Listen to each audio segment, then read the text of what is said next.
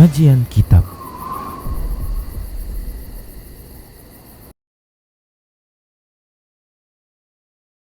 Assalamualaikum warahmatullahi wabarakatuh.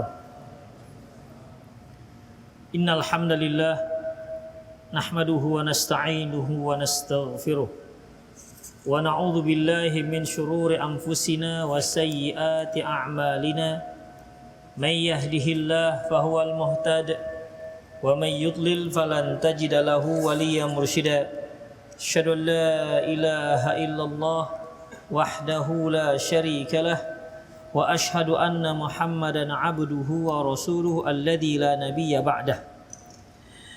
Wa qala Allah subhanahu wa ta'ala, ya ayyuhalladzina amanu taqullaha haqqa tuqatih wa la tamutunna illa wa antum muslimun. Ya ayyuhalladzina amanu taqullaha wa qulu qawlan sadida yuslih lakum a'malakum wa yaghfir lakum dhunubakum wa may yuti'illaha wa rasulahu faqad faza fawzan 'azima. Ya ayyuhan nasu taqu rabbakumul ladzi khalaqakum min nafsin wahidah wa khalaqa minha zawjaha wa batha minhuma rijalan katsiran wa nisaa'a wattaqullaha alladzi tasaaluna bihi wal arham innallaha kana 'alaikum raqiba. Amma ba'du, asdaqal hadithi kitabullah wa khairal hadi hadi Muhammad sallallahu alaihi wasallam wa syarrul umur muhdatsatuha wa kullu muhdatsatin bid'ah wa kullu bid'atin dhalalah wa kullu dhalalatin finnar. Ikhwati fiddin rahimani Allah wa iyyakum. Qala muallif rahimahullah, yaitu al-Imam Al-Bukhari rahimahullah, babu ithmi qati'ir rahim. Bab dosa orang yang memutus tali silaturahmi.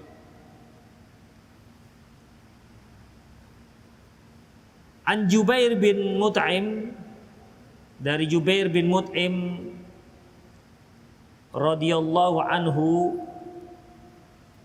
annahu sami'a Rasulullah sallallahu alaihi wasallam yaqul, bahwasanya dia pernah mendengar Rasulullah sallallahu alaihi wasallam bersabda,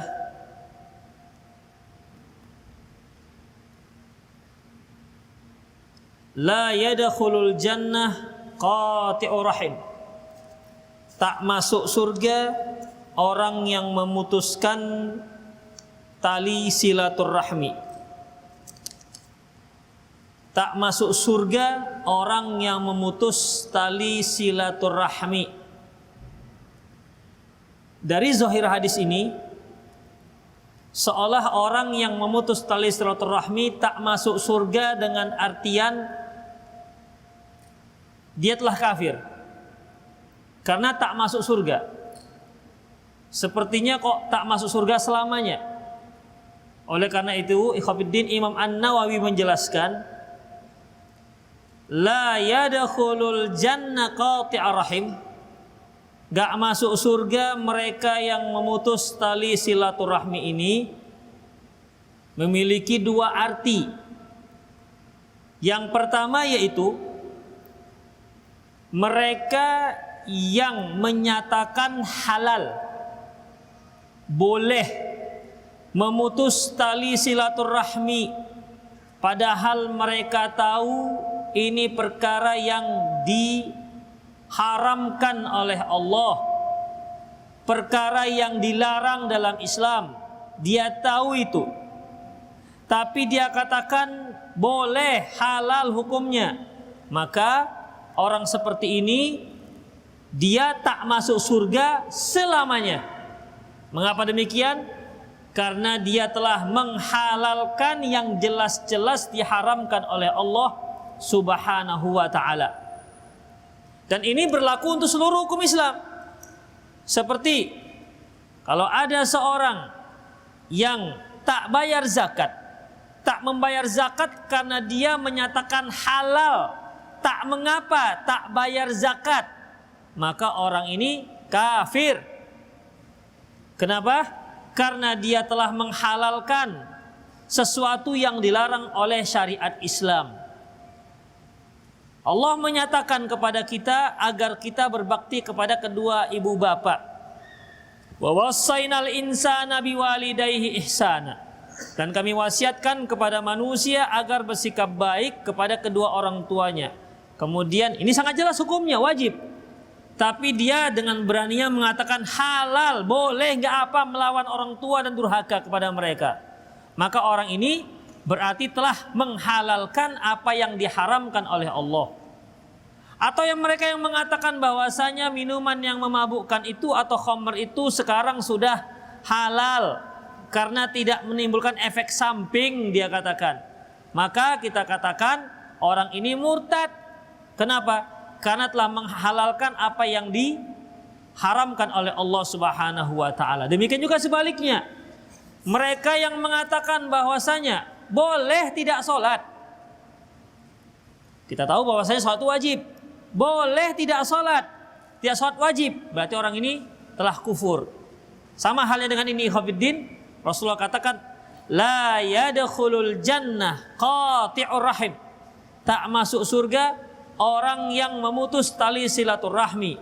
Kalau dia meyakini halal hukumnya memutus tali silaturahmi, sementara dia tahu tanpa syubhat sedikit pun bahwasanya menjaga silaturahmi dengan kerabat-kerabat itu hukumnya wajib, maka orang ini jatuh kepada kekufuran, tak masuk surga dengan artian selamanya. Berarti dia telah murtad dari Islam. Ini makna yang pertama. Makna yang kedua yang disebutkan oleh Imam Nawawi, yaitu mereka yang memutuskan tali silaturahmi tapi tidak dikarenakan penghalalan. Mungkin dikarenakan dia marah dengan abangnya, ya, benci dengan kakaknya, sehingga dia putus tali silaturahminya walaupun dalam hati kecilnya nggak boleh. Dia tahu ini sebuah pelanggaran ajaran Islam, maka orang ini la yadkhul jannah qati'ur rahim, gak masuk surga pemutus tali silaturahmi.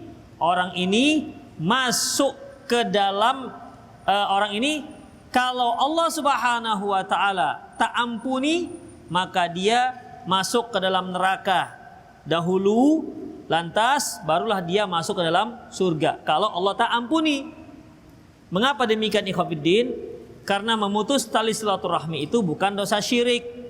Syirik iya, apabila ada seorang yang melakukan perbuatan syirik kemudian dia mati belum sempat taubat, maka tidak ada kemungkinan keampunan untuk orang ini. Tetapi selain syirik masih ada kemungkinan untuk diampuni. Innallaha la yaghfiru ayyushraka bihi wa yaghfiru ma duna dzalika liman yasha. Allah itu tak akan pernah mengampuni orang yang mensekutukan dirinya, tapi masih mengampuni dosa-dosa yang lain. Liman sya'a, bagi siapa yang Allah kehendaki. Dengan artian para pelaku-pelaku dosa besar tahta masyiatillah, mereka itu di bawah kehendak Allah. In sya'adzabahu wa in sya'a ghafara lahu. Kalau Allah mau Allah azab, kalau Allah mau Allah ampuni. Dan termasuklah ini, yaitu mereka yang memutus tali silaturahmi dengan keyakinan bahwasanya sebenarnya wajib, tapi saya benci sekali dengan kakak saya misalnya, atau dengan ayah saya misalnya.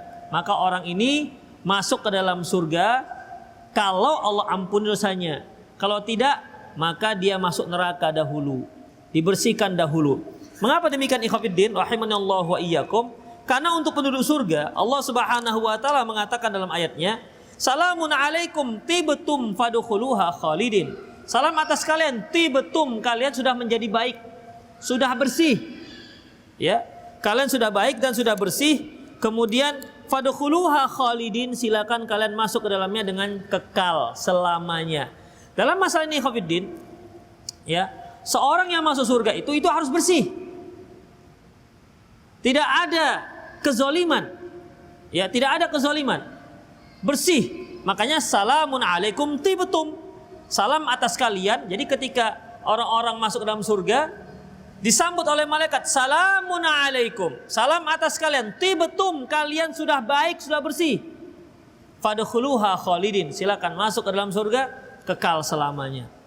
Makanya orang-orang yang sudah menjadi calon-calon penduduk surga, sebelum masuk ke dalam surga, mereka ditempatkan di sebuah yang disebut jasr, jembatan.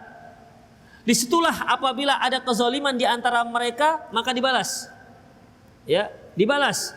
Kalau sudah bersih semuanya, barulah mereka dipersilakan masuk ke dalam surga Jannatun Na'im. Itulah ikhwatiddin rahimani Allah wa iyyakum. Jadi la yadkhulul jannah qati'ur rahim, tak masuk surga orang yang masuk ke dalam tak masuk surga orang yang memutus tali silaturahmi kalau dia berani menghalalkan boleh memutus silaturahmi, maka dia jatuh kepada kekufuran, tak masuk surga selamanya, dengan artian dia dipendam ke dalam neraka selamanya. Tapi kalau dikarenakan dia mengikuti hawa nafsunya, dikarenakan mengikuti emosionalnya, sementara dia tahu ini sebuah kesalahan, maka orang ini tahta masyiatillah, berada di bawah kehendak Allah. Insya'adzabahu, kalau Allah mau Allah siksa dia, artinya masuk neraka dulu, dibersihkan dulu. Wa insya'a ghafaralahu, kalau Allah mau Allah ampuni dia. Itu ikhwatiddin makna hadis ini. Hadis sahih.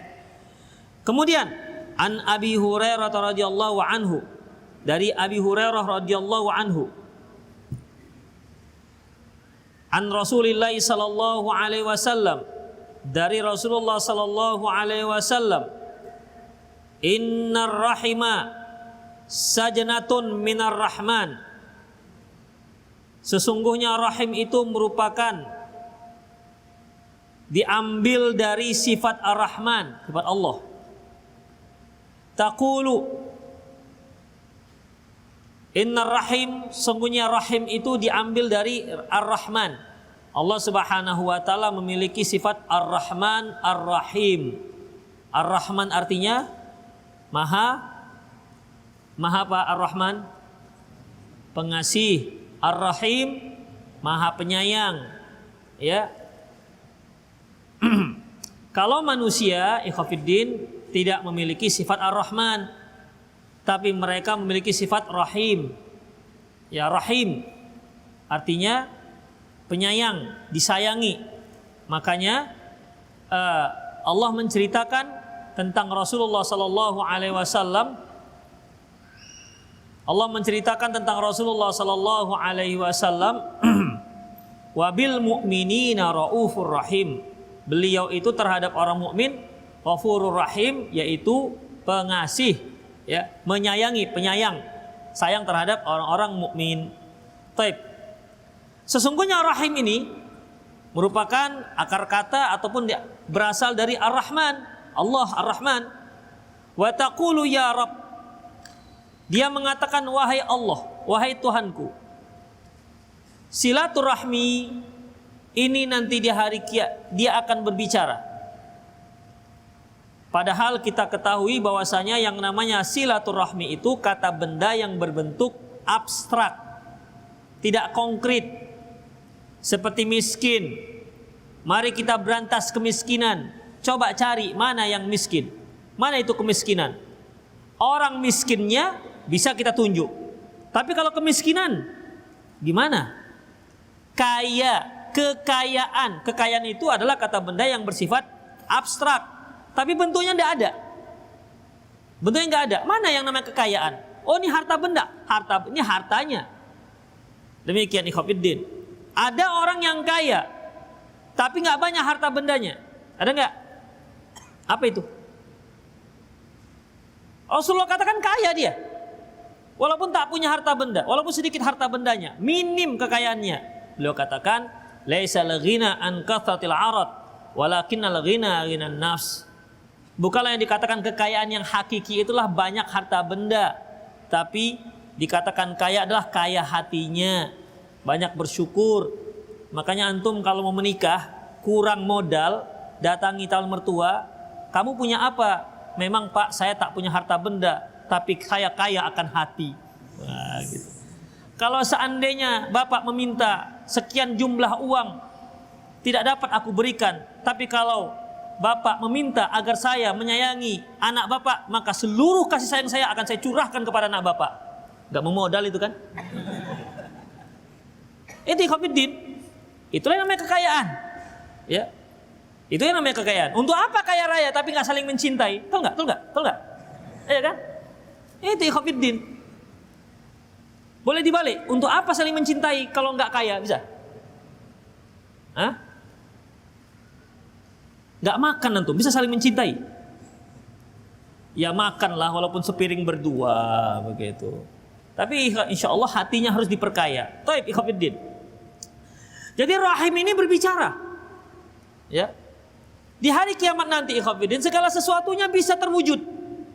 Contohnya ketika seorang masuk ke kuburan, bagi seorang mukmin setelah dia dipertanyakan, diberikan pertanyaan oleh Munkar dan Nakir, "Man rabbuka wa ma nabiyuka wa ma dinuka?" Kemudian dia sanggup untuk menjawab, maka dia akan didatangi oleh seorang lelaki yang tampan rupawan. Ketika dia datang, orang ini berkata, "Kamu ini siapa? Wajahmu menggambarkan datang membawa kebaikan." Kata orang ini, "Aku adalah amalan solehmu semasa di dunia." Amalan soleh, kalau kita lihat apa amalan soleh? Makanya kan kita nggak tahu nih mana yang soleh mana yang enggak. Nggak tahu kita. Kalau antum mau minang akhwat, kan nggak tahu mana soleh mana enggak, mana soleha mana enggak. Kalau nggak ada gambarannya. Kalau seandainya ada ciri-cirinya, kalau soleha itu agak mancung, masih mendingan. Kalau kurang soleha, agak pesek, semakin nggak soleha, semakin pesek dia misalnya. Itu tanda-tanda yang nggak bisa tidak terkait dengan soleha dan soleh misalnya ikhwatiddin. Karena itu terkait dengan masalah perbuatan, amalan, dan itu nggak ada cirinya. Ya, nggak ada cirinya. Oh ustadz, tapi kan dia pakai jilbab besar, bisa aja nyamar dia. Ya, nyamar. Sudah 30 tahun usianya, nggak juga dapat jodoh. Ikut ngaji Ustaz Ali Nur aja lah, banyak ikhwan-ikhwan yang gagah-gagah pakai jilbab besar, mana tahu ada yang cantol. Begitu ikhwatiddin, bisa aja. Ya, atau ikhwannya mau ngaji pakai cingkrang dia. Atau pelihara jenggotlah sebentar misalnya. Demikian bisa saja ikhwatiddin. Itu bisa-bisa saja terjadi. Dan kalaupun ada yang seperti itu silakan datang. Insya Allah kalau dia terus ngaji akan berubah itu niat. Makanya yang pertama datang ke masjid ke kajian kita ini, yang pertama ingin mencari jodoh, insya Allah akan berubah niatnya. Insya Allah, karena itu sifat ilmu. Sifat ilmu itu tak meluruskan seseorang, di antara meluruskan niat. Demikian. Jadi kalau ada kawan, boleh nggak saya kalau mau datang pengajian untuk cari jodoh? Silahkan aja, silahkan bilang, nggak masalah. Kalau ada yang mengatakan, boleh nggak saya ikut ngaji? Saya mau mata-matain. Silahkan datang. Mau mata-matain, mau cari jodoh, silahkan. Welcome, nggak ada masalah. Kalau ada satu pengajian yang takut dimata-matai, satu pengajian takut dimata-matai, jadi dia eksklusif, nggak boleh datang orang lain, harus terdaftar, misalnya, ya harus punya nomor induk, misalnya ini, ikhwatiddin, ya, fa'lam annahum 'alad dhalalah. Ketahuilah mereka tuh di atas kesesatan. Dakwah ini kenapa tutup-tutupi? Nggak ada yang rahasia. Bidah ya bidah, sunnah ya sunnah. Ya, nggak usah tutup-tutupi ikhwatiddin. Demikian. Jadi ada yang seperti itu, ada. Jadi kalau ada anak mau ikut ngajian antum lah, oh nggak bisa. Ini harus jenjangnya dulu ada. Wah, masya Allah jenjang. Itu ikhwatiddin. Jadi itu yang harus kita pahami. Taib. Jadi rahim ini berbicara. Sebagaimana amalan soleh ternyata diwujudkan Allah berupa manusia. Seperti kematian ikhwatiddin. Kematian, mana kematian? Tapi ternyata nanti kematian akan diwujudkan Allah berupa kambing dan disembelih antara surga dan neraka.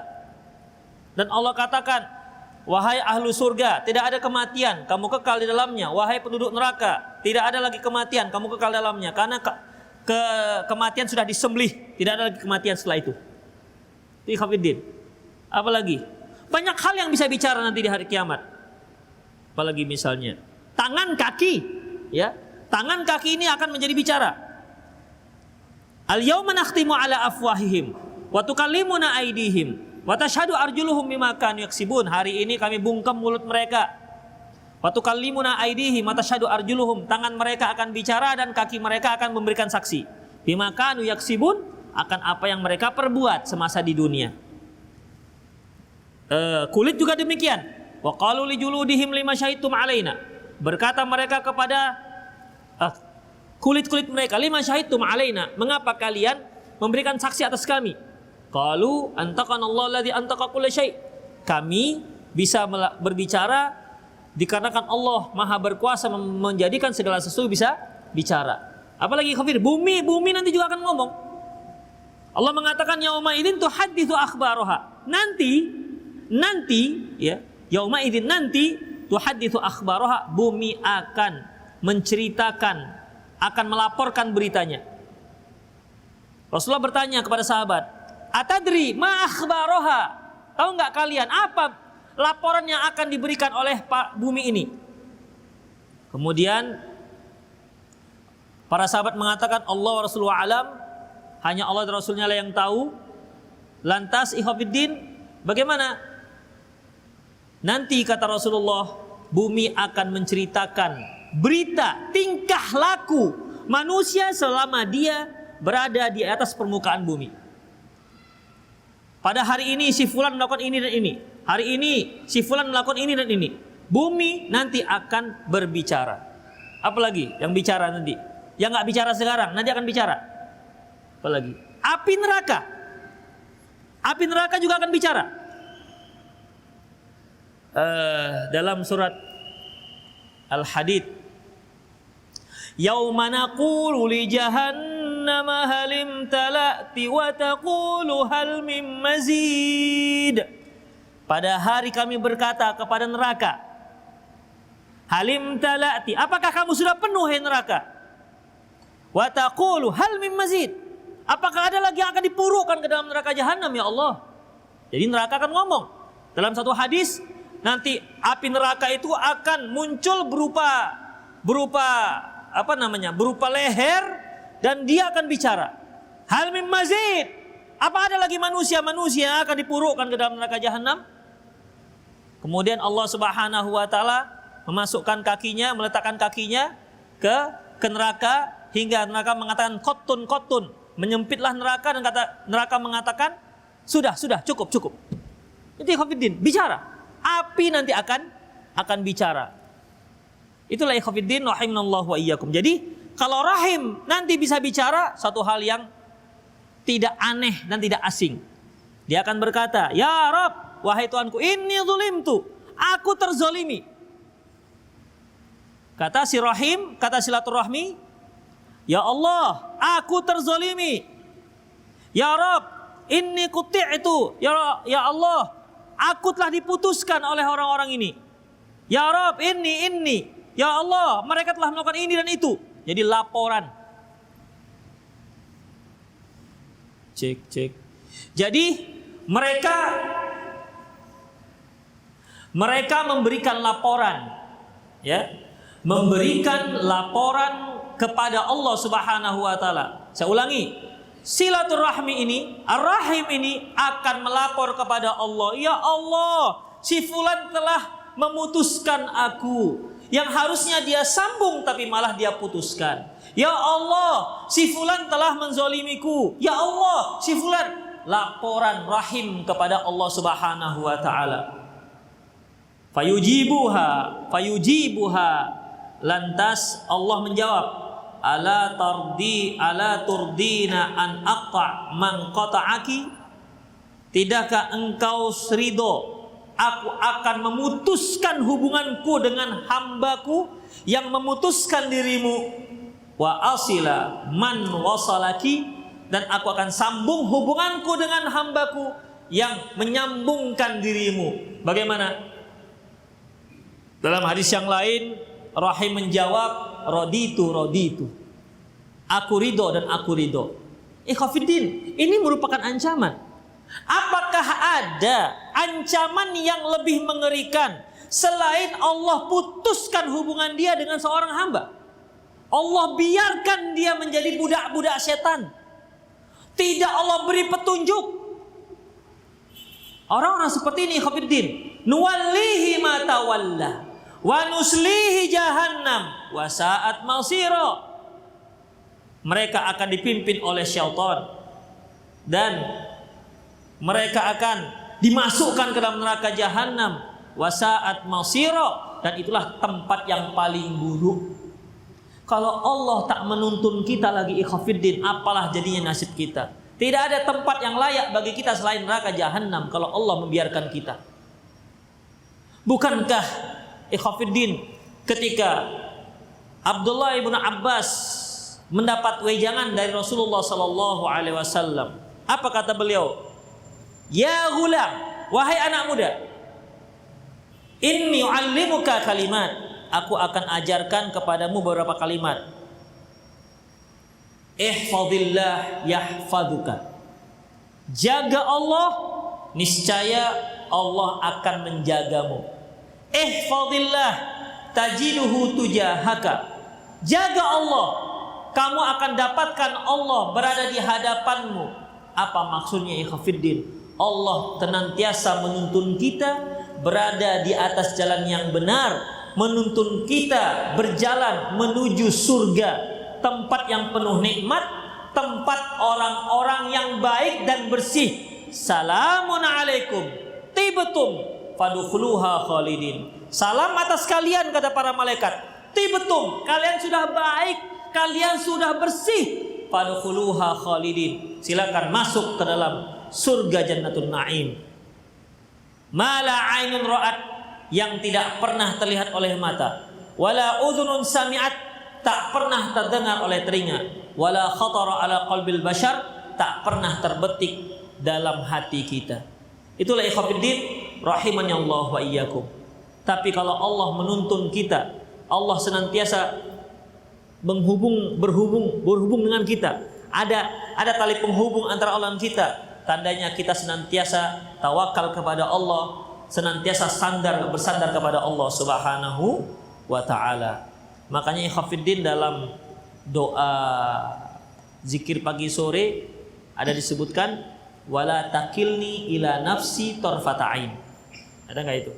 Wala takilni ila nafsi tarfata ain. Ya Allah, jangan engkau biarkan diriku, engkau wakilkan, engkau sandarkan diriku hanya untukku. Diriku wala takilni ila nafsi, jangan engkau sandarkan diriku, aku untuk diriku saja, artinya tanpa ada bimbinganmu. Tarfata'in, walaupun sedetik. Artinya ya Allah, jangan engkau biarkan saya, jangan engkau biarkan saja saya, engkau tetap tuntun saya, walaupun sedetik jangan dibiarkan. Makanya ikhwatiddin rahimanallahu wa iyyakum, bagi orang-orang yang berbuat syirik, nanti dia akan diwakilkan, dibiarkan dia kepada apa saja yang dia jadikan sebagai sekutu Allah Subhanahu wa taala. Ikhwatiddin rahimanallahu wa iyyakum. Ini termasuk hadis ya yang mengancam kita dan mempertakut kita. Supaya apa ikhwatiddin? Supaya bertambah dekatnya kita kepada Allah. Kalau kemarin kan disebutkan keutamaan, ya, fadlu silaturahmi, keutamaan silaturahmi, disebutkanlah bisa memanjangkan umur, ya, silaturahmi tazidul umur, silaturahmi akan menambah umur. Bab selanjutnya, man wasala rahimah ahabbahu ahlu, barang siapa yang menyambung tali rahimnya maka akan dicintai oleh keluarganya. Dalam nuskhah yang lain, ahabbuhullah, barang siapa yang menyambung silaturahmi maka Allah akan mencintainya. Ini merupakan keutamaan, ya, keutamaan. Dan ternyata ini nggak cukup, harus ada ancaman. Bagi melakukan ini maka ini keutamaannya. Awas bagi yang memutusnya, ini ancamannya. Maka bab ini menyebutkan ismun qati'ir rahim, dosa bagi orang yang memutus silaturahmi. Kemudian di antara ancamannya Allah akan putuskan dia dengan Allah Subhanahu wa taala. Itu ikhwatiddin. Ini yang dikenal dengan targhib wa tarhib. Targhib mendorong kita untuk beramal. Tarhib mengancam kita jangan sampai ditinggal. Itu dia. Ya. Mendorong kita untuk beramal. Seperti apa misalnya? Salat mendorong kita untuk beramal. Tapi diancam juga, awas bagi yang meninggalkannya. Itu namanya targhib wa tarhib, mendorong kita untuk beramal dan mengancam kita kalau meninggalkan amalan tersebut. Dan ini sudah masuk tarhib, mengancam kita. Kalian kalau putus silaturahmi, neraka ancaman kalian. Itu ikhwatiddin. Kemudian ikhwatiddin rahimanallah wa iyyakum. An Sa'id ibni Sam'an qala, dia berkata, sami'tu Aba Hurairah yata'awwadhu min imaratis sibyan was-sufaha. Aku pernah mendengar Abu Hurairah memohon perlindungan kepada Allah dari penguasa-penguasa yang berusia dini atau anak-anak, was-sufaha, dan penguasa-penguasa bodoh. Ya. Dari penguasa-penguasa yang masih usia dini dengan penguasa-penguasa yang bodoh. Ikhwatiddin, sebagaimana yang kita ketahui, seorang penguasa minimal dia memiliki 2 syarat, yaitu bastatan fil ilmi wal jism. Bastatan fil ilmi wal jism.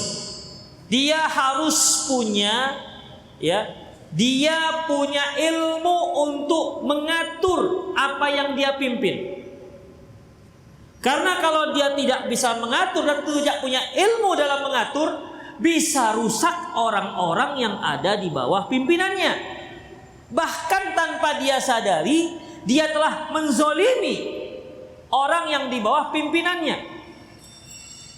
Apapun pimpinannya, baik dia skala rumah tangga, RT, RW, lurah, camat, sampai presiden.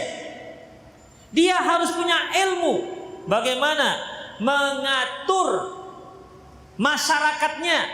Oleh karena itu perlu siasat syar'iyyah. Siasat syar'iyyah. Kalau bahasa kita politik, ya, politik. Politik arti bahasa Arabnya adalah siasat. Siasat itu dari bahasa Arab. Maksudnya apa? Tata cara, mensiasati. Mensiasati. Bagaimana cara mensiasati sehingga masyarakat ini merasakan faedah dan maslahatnya dan menjauhkan mereka dari mudorotnya. Itulah siasat. Jadi nggak ada yang namanya siasat syar'iyyah itu dengan cara bohong-bohongan. Ini bukan siasat syar'iyyah namanya. Ini siasat syaitoniyah. Siasat setan namanya. Karena hanya setan yang tukang bohong. Makanya tidak boleh bohong.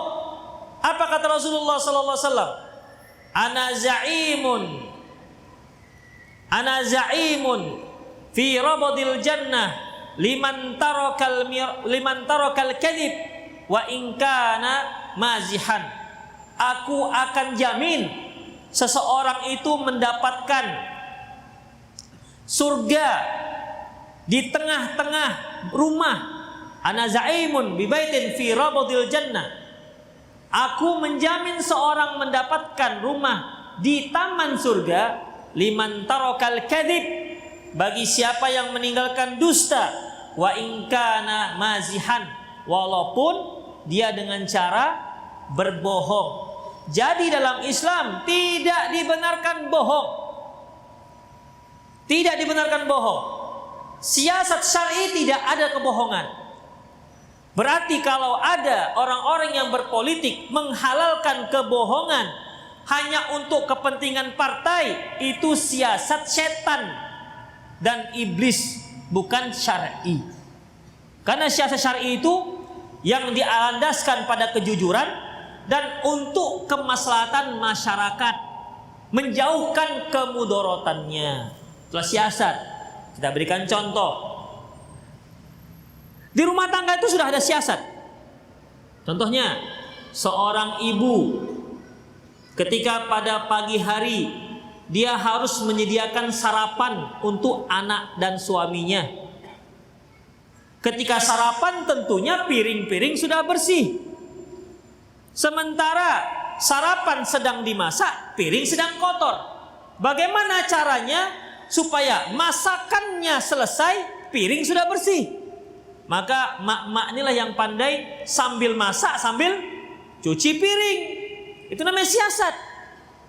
Ya. Jadi tangan kiri menggoreng ikan, tangan kanan mencuci piring, kaki kanan ngepel dapur. Itu siasat namanya. Demikian ikhwatiddin. Makanya kalau kita lihat mak-mak yang sudah senior, mereka itu kalau di dapur seperti main-main, tapi enak, masya Allah masakannya. Saya lihat emak saya, rahimahullah, ya, masak gulai, ulek-ulek sedikit, enak, masya Allah. Coba emak-emak yang junior, 8 jam di dapur, masya Allah. Hasilnya ada yang kepedasan, buat sakit perut. Itulah ikhwatiddin. Ya, kenapa? Dia kurang pengalaman dalam bersiasat. Demikian. Jadi seorang yang memimpin, dia harus punya ilmu bagaimana cara mensiasati. Mensiasati ini, ingat, bukan membohong-bohongi. Gimana cara mensiasati istri saya ini supaya nggak ketahuan saya kawin lagi, misalnya, itu bukan siasat. Siasat juga tapi bukan syariah.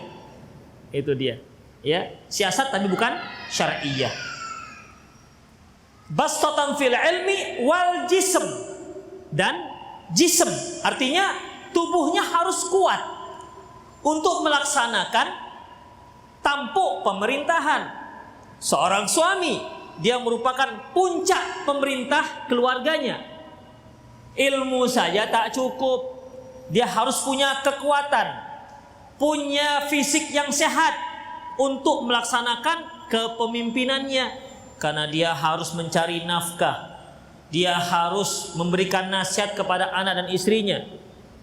Demikian ikhwatiddin, ya, barulah dia bisa menjadi seorang pemimpin. Taib. Sekarang Abu Hurairah radhiyallahu anhu yata'awwadu min imaratis sibyan.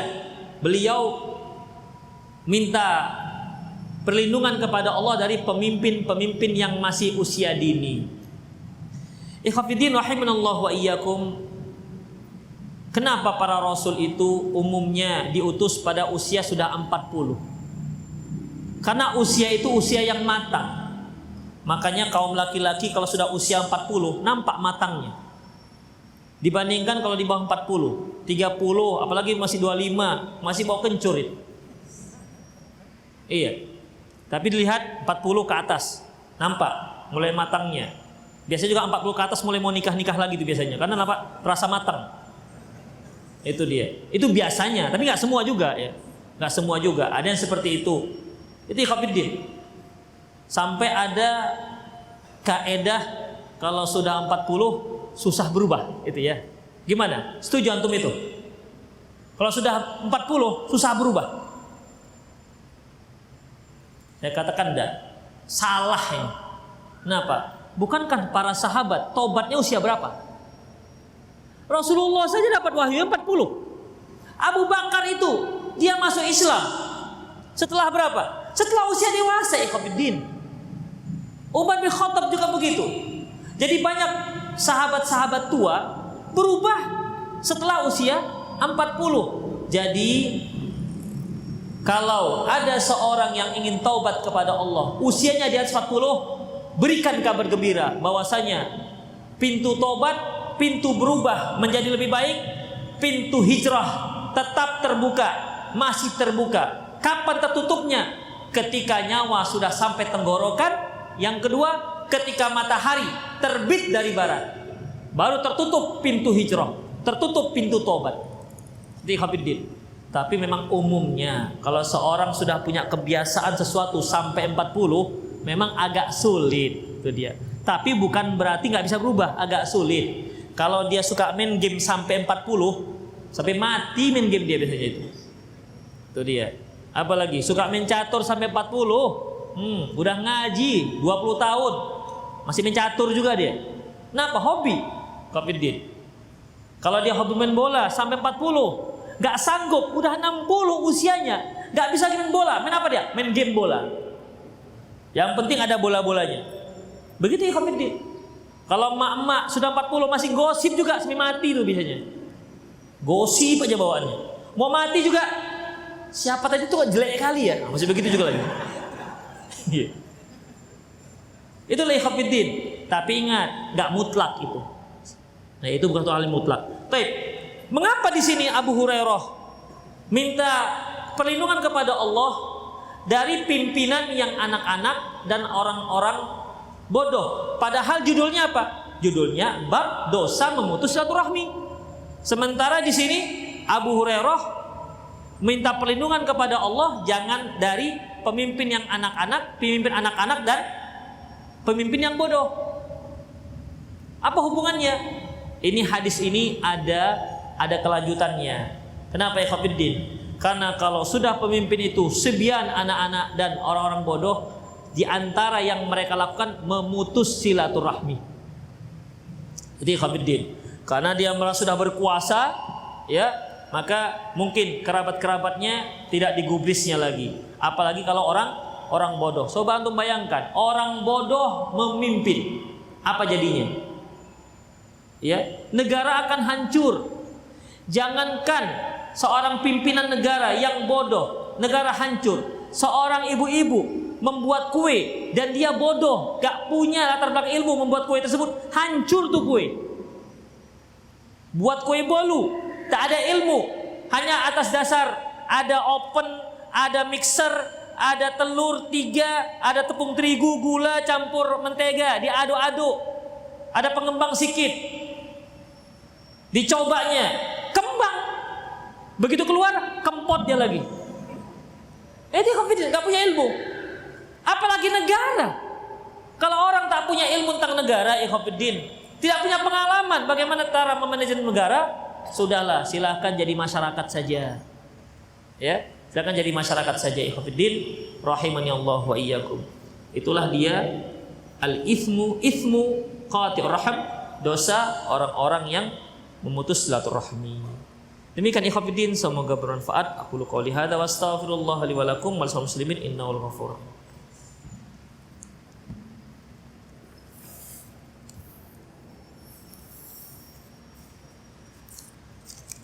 Ustadz, kalau misalnya kita pernah memutus silaturahmi kepada seseorang, lalu orang tersebut telah meninggal, apa yang harus kita lakukan untuk menyambung silaturahmi lagi dengan dia? Pertama, Khofiddin, taubat kepada Allah. Ingat, yang dikatakan memutus silaturahmi itu adalah terkait dengan kerabat. Ingat ya, ini terkait dengan kerabat, bukan dengan teman. Ya, kalau teman itu menyambung ukhuwah, bukan silaturahmi. Yang diwajibkan adalah kerabat ini. Baik, dulu kita pernah SKT lah dengan paman kita atau dengan bibi kita, SKT. Tahu kan SKT ya tuh? Nggak tahu? Ada yang nggak tahu? Jangan yang nggak tahu. SKT itu ada terbagi dua, SKT bubab dengan nggak bubab. Nah itu dia waktu kecil dulu. Udahlah, itu nggak usah kita bahaskan, panjang pembahasannya itu. SKT itu nggak cakepan, ya nggak cakepan, apalagi sampai mengunjungi rumah orang tersebut. Meninggallah bibi kita ini atau paman kita ini, baru kemudian kita sadar. Jadi bagaimana? Kita taubat nasuha, kemudian sering-seringlah mendoakan paman kita tersebut. Ya, sering-seringlah mendoakan paman kita tersebut. Yang ketiga, jalin silaturahmi dengan anak-anak mereka, yaitu dengan sepupu-sepupu kita. Jalin silaturahmi dengan keluarga-keluarganya. Ustadz, saya usia 26 tahun, saya niat nikah, tapi usaha saya gagal selalu. Usahanya, bukan usaha menikahnya, ingat, usahanya. Tapi usaha gagal, bangkrut, hutang saya banyak. Ketika gagal saya down dan berbuat dosa yang banyak. Saya bingung arah tujuan hidupnya. Mohon nasihat Ustaz. Ikhwafiddin rahimanallah wa iyyakum. Ketika seorang itu gagal dalam usaha dan gagal dalam apapun, dia harus pahami semua manusia itu pernah gagal. Semua manusia pernah gagal. Tak ada seorang pun yang gak pernah gagal. Kita harus tahu, kegagalan itu merupakan keberhasilan yang tertunda. Iya kan? Tertunda. Mengapa demikian? Karena Allah katakan, inna ma'al usri yusra. Di balik kesulitan itu ada kemudahan. Jadi kalau antum sekali, dua kali, tiga kali gagal, maka bergembiralah karena keberhasilan sedang menanti di hadapan antum. Tapi kapan itu? Allahu a'lam. Bersabarlah menyongsongnya. Ya, bersabarlah menyongsongnya.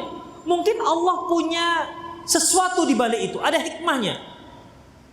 Kalau seandainya antum menjadi orang yang sukses, menjadi kaya raya, mungkin yang dicari calon istri bukan istri yang solehah, mungkin cari artis yang mau tobat. Ya, artis yang mau tobat. Kenapa? Khabiddin. Ya mana tahu dia mau hijrah. Kalau bahasa kita, kalau seperti artis yang mau tobat, ongkosnya besar. Ongkos makeupnya itu besar. Ya. Jadi bagaimana ya Khabiddin? Mungkin Allah menyiapkan sesuatu, seorang wanita yang solehah, yang sederhana untuk antum. Namanya juga modal 5 juta, 6 juta. Kan gak mungkin antum melamar seorang artis. Jadi ternyata adalah yang menerima, misalnya seorang akhwat yang sederhana, tapi masih enaklah dipandang dengan sebelah mata. Misalnya ini, dengan sebelah mata aja. Kalau dua-dua enggak, misal. Ya. Yang mungkin itu awalnya, tapi setelah melihat kesolehahannya, mungkin mata sebelah lagi pun sudah memandangnya menjadi baik. Itu Khabiddin. Kan Rasulullah yang mengatakan, ad-dunya mata. Dunia itu mata. Mata itu artinya perhiasan. Rumah, apalagi kendaraan mewah, uang yang berlipat, rumah yang bertingkat, mobil yang mengkilat. Itu semua perhiasan. Dan itu tak ada apa-apanya dibandingkan seorang wanita yang solehah. Takbir. Gak semangat nih. Itu Khabiddin. Ya. Yang semuanya itu gak ada apa-apanya. Tapi seorang wanita yang solehah itu merupakan modal besar untuk meraih kebahagiaan dunia dan akhirat. Ya kan akhwat? Gak ada yang nyambung. Itu Khabiddin rahimanallahu wa iyyakum. Jadi ya, jadi ketahuilah itu merupakan cobaan. Jangan sampai memerosokkan antum ke dalam dosa. Apa kata Allah? Apa kata Rasulullah? Innallaha idza ahabba qauman ibtalah. Allah itu kalau sudah mencintai seseorang, Allah akan berinya cobaan. Itu dia. Tidak apa-apa. Artinya biasa itu yang namanya usaha, sekali dua kali nggak berhasil. Usahalah terus Khabiddin. Usaha terus, insya Allah akan sampai pada titik antum akan meraih keberhasilan. Insya Allah. Ini akhwat ya. Apa hukum liqa sebenarnya? Liqa itu pertemuan. Tergantung antum bertemu dengan siapa. Kalau antum bertemu dengan pacar, ya haram hukumnya liqa. Kalau kita para ustadz, jika datang para masyayikh ya memberikan daurah, adanya mah liqa maftuh, pertemuan terbuka. Artinya apa?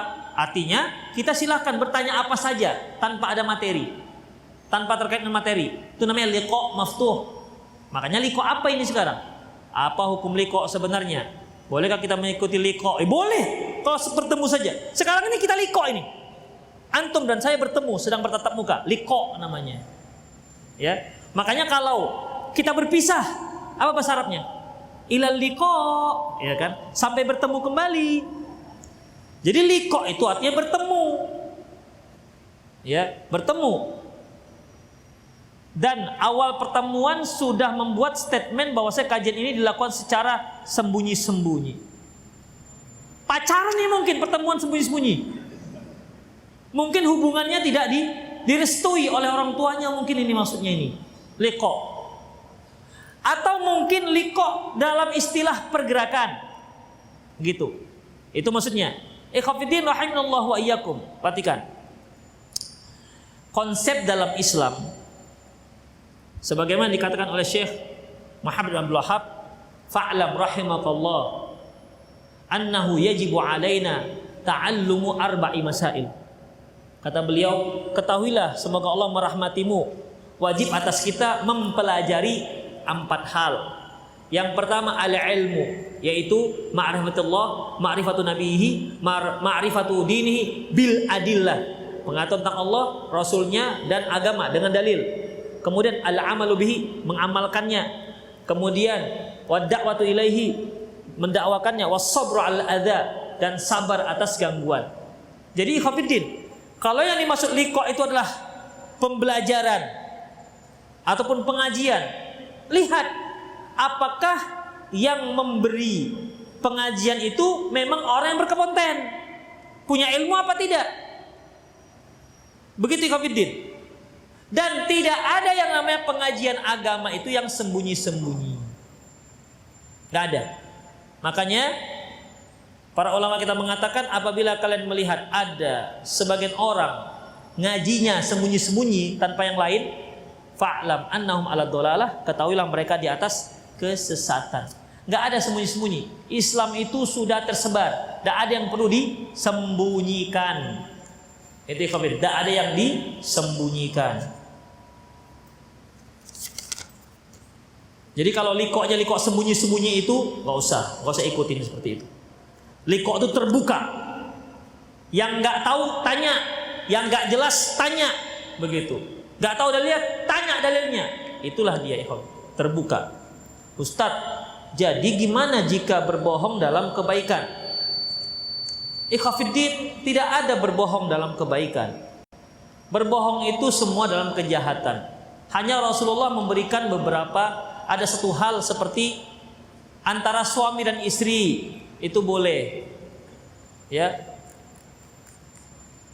Kalau kita lihat, tidak ada seorang pun yang berbohong kecuali menurut dia itu untuk kebaikan dirinya, ya kan?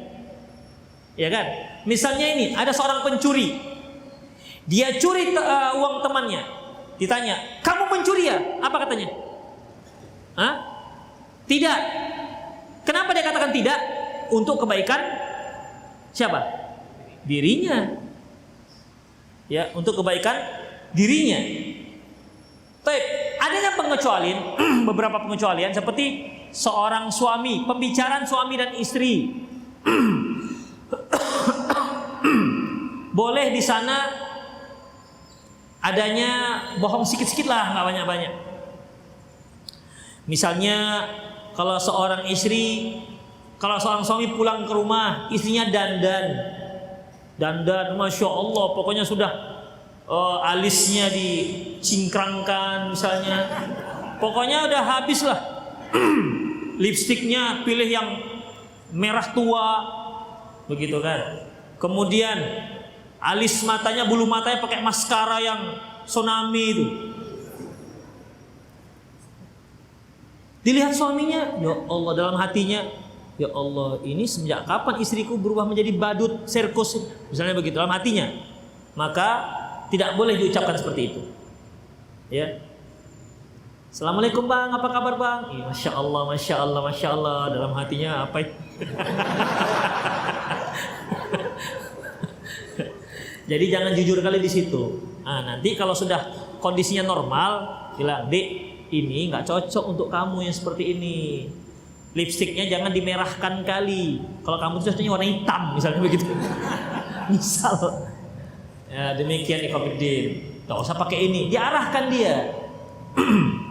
Jadi demikian juga kalau makan. Kalau istri kita makan nggak, masakannya kurang enak, jangan terlalu jujur. Ini apa ini masakan kurang enak? 10 tahun kita menikah, garam pun nggak tahu berapa kadarnya, misalnya begitu. Dan nggak usah jujur-jujur kali ya gitu. Ya, Enak bang, alhamdulillah, masya Allah, masya Allah. Terasa bagaikan tsunami. Atau berbohong untuk mengislah dua orang yang bertengkar. Tapi ingat, jangan sampai malah berbuat sesuatu yang lebih parah. Misalnya kita katakan, si A mau bertemu lah dengan kamu. Apa iya? Begitu dia ke si A. Si B mau ketemu lah. Apa iya? Begitu. Apa iya? Demikian ikhwatiddin. Kalau diperkirakan mereka bisa islah, silakan. Tapi kalau enggak, didatangi si A, si B datangi si A. Ente mau ketemu aneh, enggak tahan ya. Mikir, makanya begitu. Akhirnya kan bertambah parah. Siapa bilang? Sorry lah ya katanya nanti. Enggak ada, siapa bilang tahan? Siapa bilang itu? Itu si fulan. Wah, cari pasal nih orang ini. Kan tambah kacau jadinya. Ustadz, bagaimana jika ada ikhwan yang usianya 21 tahun tapi diangkat jadi wakil asisten direktur? Apakah hal ini menyalahi hadis tentang pemimpin? Ikhwatiddin, kalau memang dia seorang yang berkompeten dalam masalah itu, dia ahli dalam bidangnya dan berpengalaman, silahkan. Ya silakan. Karena itu bidangnya. Tapi yang namanya memimpin masyarakat tidak bisa usia 21. Memimpin masyarakat ikhwatiddin tak bisa usia 21. Apalagi memimpin masyarakat Indonesia yang jumlahnya 250.000 juta. Iya kan? 250.000 juta kan? 250.000. 250 juta. Ya, 1000 juta. Astagfirullah. 250 juta dipimpin oleh seorang anak ingusan. Dia kurang pengalaman, maka nggak dibolehkan. Cari yang lebih tua.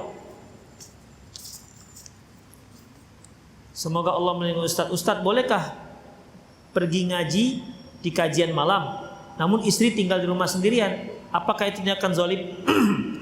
Pertama, tanya istri antum, "Dek, takut nggak kalau abang tinggal sendirian di rumah?" Kalau dia katakan takut bang, bawa dia pengajian. Masuk angin bang, berarti antum gak usah pengajian. Cari yang siang-siang aja, atau yang sore. Atau gak apa-apa dek, nanti pulang dari pengajian kita makan kambing, insya Allah pergi. Akan lari anginnya misalnya, silakan. Jadi itu semua kembali kepada istri antum. Ya, kalau dia memang orang yang penakut, gak bisa, takut kegelapan. Mungkin dia pernah trauma dengan yang namanya kegelapan. Tiba-tiba mati lampu. Begitu mati lampu dia kepijak ular misalnya. Semenjak itu trauma dengan mati lampu.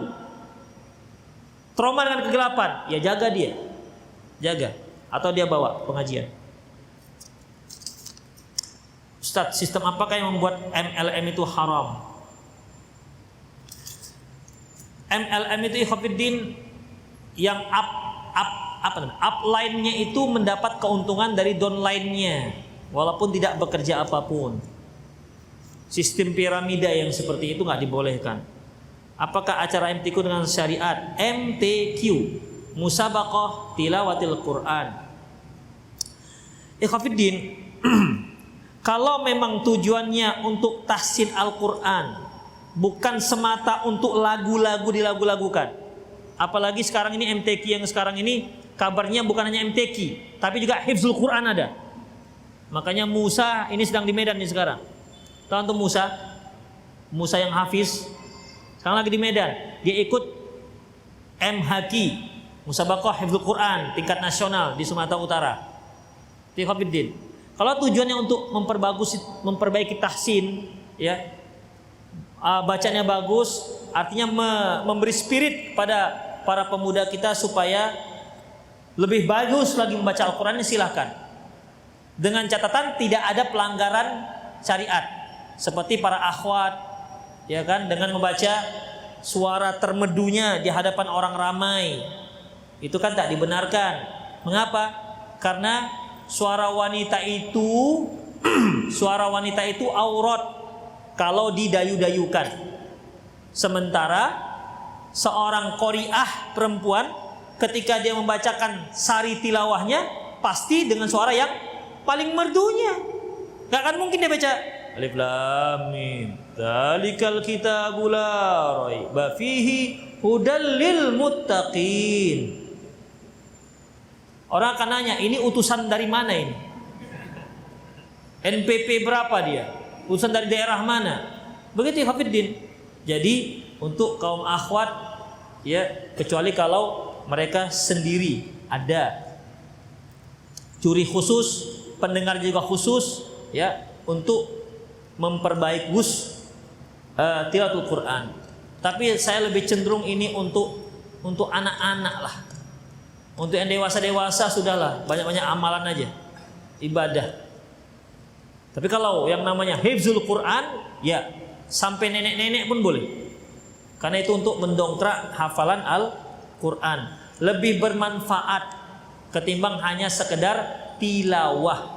Kalau bisa musabaqah MTQ, musabaqah tafsirul Quran. Wah, masya Allah kan? Juri tanya.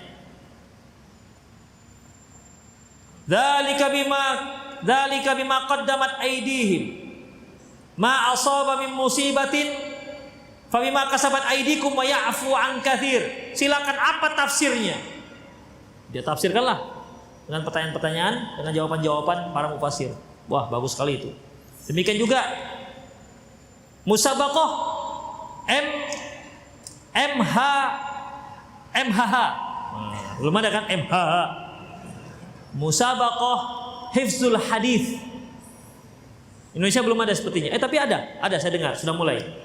Kalau di Arab Saudi sudah ada. Musabaqah hifzul hadis. Dibacakan hadis, siapa perawinya? Dibacakan hadis, siapa sahabat meriwayatkannya? Dibacakan periwayatnya, hadis sedikit, sambung hadisnya. Insyaallah. Luar biasa kalau di sana. Bagaimana dengan memutus silaturahmi dengan orang yang sudah mengganggu hijrah kita? Silaturahmi nggak boleh diputus ya Hafiddin. Nggak boleh diputus. Haram memutusnya. Ingat. Silaturahmi itu terkait dengan kerabat ya.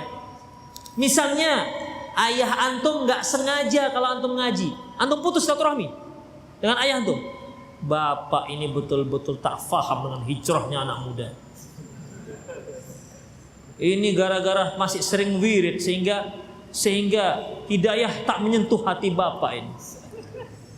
Hafid nggak boleh, ya nggak boleh. Yang namanya kerabat tak boleh diputus, apapun ceritanya. Sampai-sampai kalau ada yang memutus, kita nggak boleh memutus, kita yang menyambungkannya.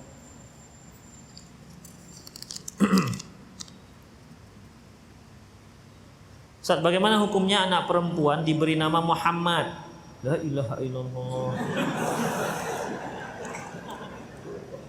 Apakah nama tersebut menyelisihi Hafiddin? Perhatikan. Nama perempuan dan nama laki-laki ya terkait dengan kebiasaan setempat. Terkait dengan kebiasaan setempat. Apabila di daerahnya nama Muhammad tersebut itu untuk perempuan, maka tak masalah. Apabila daerah tersebut nama tersebut untuk perempuan, tak masalah. Apa contohnya Hafiddin? Saya tanya, kalau Salamah itu nama di Indonesia nama laki-laki perempuan? Salamah perempuan. Di Arab sana nama laki-laki. Di Arab sana Salamah itu nama laki-laki. Satu lagi, Hani.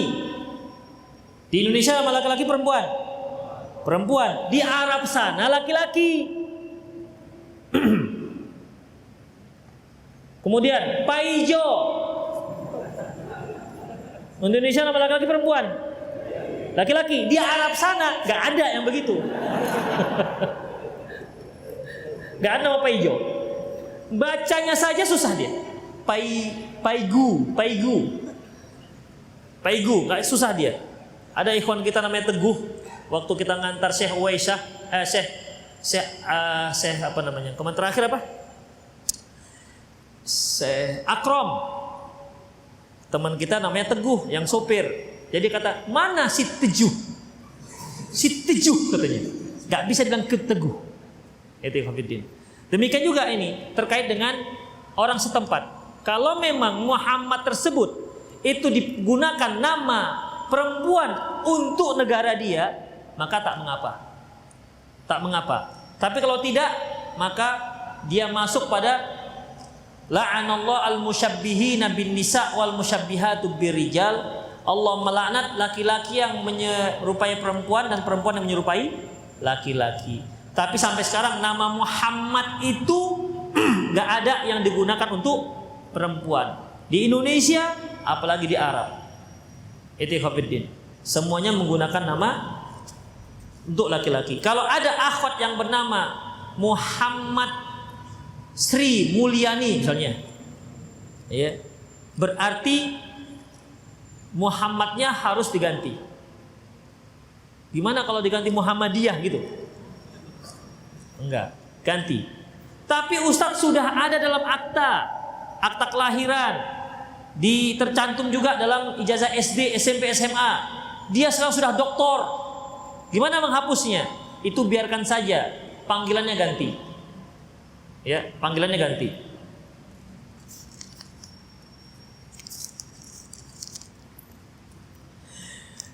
Apakah ada hukum isbal pada wanita? Enggak ada. Ya, enggak ada. Ketika Rasulullah sallallahu alaihi wasallam berkata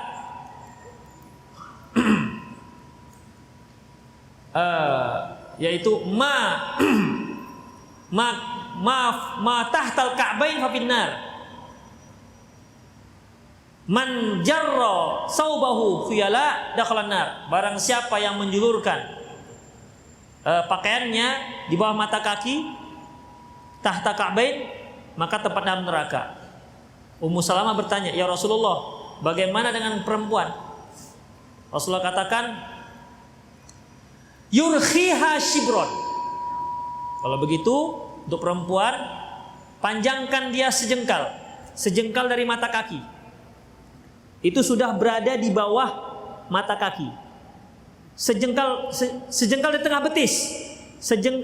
betis. Antum pegang mata kaki, pegang betis, ukur tengah-tengahnya pakai spidol. Itu tengah betis. Udah. Sejengkal dari tengah betis itu bisa dipastikan di bawah mata kaki. Coba antum tes, ya kan? Kalau ada, berarti kaki antum yang anormal atau jarinya yang anormal. Coba antum jengkal. Itu pasti di bawah mata kaki. Dari tengah betis, mata kaki. Sejengkal. Udah? Kata Ummu Salamah, kalau begitu ya masih masih terlihat kakinya. Kata Rasulullah, yurkiha zira'an. Kalau begitu, dia panjangkan sepanjang satu hasta. Itu dia. Jadi, pakaian perempuan itu di bawah mata kaki, pakaian laki-laki di atas mata kaki. Makanya ketika ada seorang pemuda, dia memakai pakaian di bawah mata kaki, lantas Umar bin Khattab bertanya, "Ahitta anta?" Kamu haid ya? Kata laki-laki ini dengan lugunya, "Ahadha ar-rijal." Apakah ada laki-laki yang haid? Saking lugunya. Kata Umar bin Khattab, pakaianmu itu musbil, artinya kamu itu sedang menyerupai perempuan. Jadi isbal di bawah mata kaki itu menyerupai perempuan, baik dia khuyala maupun tak khuyala. Lantas Umar bin Khattab tanpa permisi dengan laki-laki tersebut ambil gunting, digunting. Kalau seandainya memanjangkan pakaian di bawah mata kaki itu sunnah bukan wajib, apakah boleh kita merusak harta orang lain, ya, dengan tanpa izin dia? Gak boleh. Misalnya, saya melihat pakaian antum, saya potong dari belakang pakai gunting. Mau antum? Saya melakukan dosa, kenapa? Itu pakaian dia. Umar bin Khattab tidak permisi, langsung dipotong. Memotong, merusak harta orang lain hukumnya haram. Kalau seandainya isbal itu sunnah hukumnya bukan wajib, apakah mungkin gara-gara sunnah kita bisa melanggar yang haram? Nggak bisa, nggak bisa.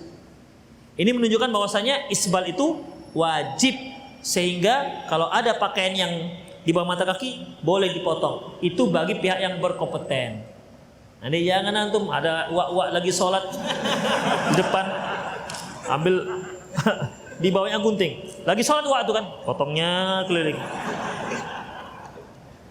Demikian ikhwatiddin rahimallahu wa iyyakum, semoga bermanfaat. Aku qouli hadza wa astaghfirullah li wa lakum wal muslimin innahu ghafurur rahim. Subhanakallahumma wa bihamdika asyhadu an la ilaha illa anta astaghfiruka wa atubu ilaik. Wa akhiru da'wana alhamdulillahi rabbil alamin. Assalamualaikum warahmatullahi wabarakatuh.